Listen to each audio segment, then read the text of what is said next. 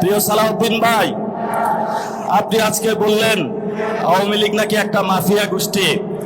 আপনার ঘরে যে আসালামের মতন একটা মাফিয়া গোষ্ঠী লুকিয়ে রেখে আওয়ামী লীগকে মাফিয়া গোষ্ঠী বলেন, আপনার ঘরে আসালামকে লুকিয়ে রেখে আপনি বেনজিরকে ধরতে যান।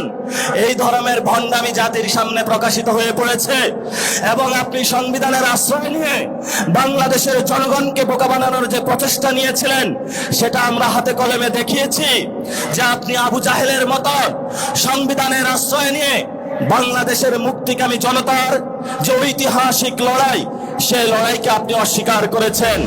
আপনারা দেখেছেন পার্লামেন্টে দেশের অন্যতম প্রথিতযশা আলেম আল্লামা মামুনুল হককে নিয়ে যেই ধরনের আওয়ামী লীগ কুরুচিপূর্ণ মন্তব্য করেছিল, তেমনি ভাবে বিএনপি সরকার আওয়ামী লীগের পথ ধরে একই কুরুচিপূর্ণ মন্তব্যের তারা আশ্রয় নিয়েছে এবং সাথে সাথে তারা যে বিষয়টা জঘন্য কর্মকাণ্ড তারা করলো, তারা দেখলো বাংলাদেশে যতদিন আলেম উলামা থাকবে, বাংলাদেশে যতদিন ইসলামের পক্ষের লোক থাকবে, বাংলাদেশে যতদিন নীতি নৈতিকতার লোক থাকবে, ততদিন তাদের চাঁদাবাজি, সন্ত্রাস, দুর্নীতি, ভারত নীতির তারা বিরোধিতা করতে যাবে।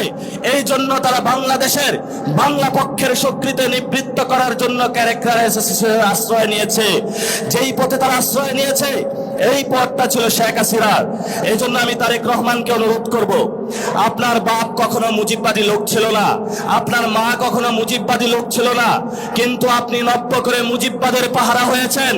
এই মুজিববাদের পাহারাদার হয়ে যদি বাংলাদেশের জনগণের সামনে আপনি দাঁড়ান, আমরা যারা মুজিববাদের দোষর তাদের সাথে এক সেকেন্ডের জন্য তাদের প্রতি আমরা আঘাতে পরোয়া করব না, ইনশাআল্লাহ।